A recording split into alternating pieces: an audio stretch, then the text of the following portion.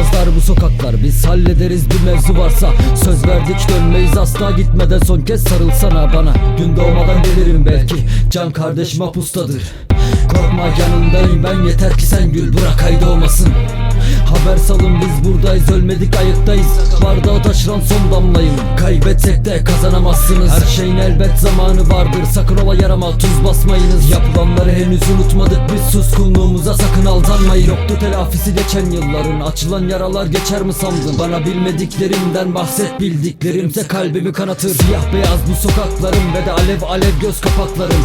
Peşindeyim ben bugün ve yarın, belki biter can bir gün bu kahrım. Buralar soğuk, gel de bir gör.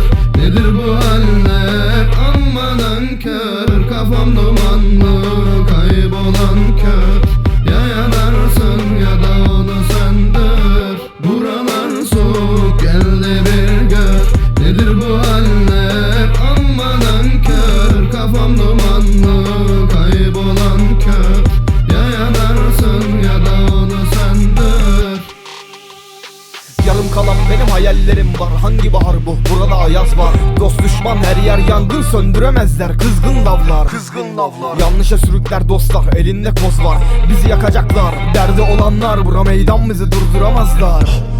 Soğuk bu caddeler, mahalle belli, birer birer gel. Ağır gelirdi bu bazen dertler, çek emanetini, gelene de yol ver. Koş gel sende cesaret, olmaz bizde dosta ihanet. Bakın gelen var, hayır alamet. Biz buradayız ama merkeze davet. Hasret kaldık, bir gel bir gör, kapındayım yar, elimde bir gül. Bak derdime eyvallah da yar, sevdama ol deme nankör. Söner ışıklar tek tek burada, ayık ol dostum, uyan rüyadan. Hesabı vardır bunların elbet, gülümse her zaman, son bir umut var.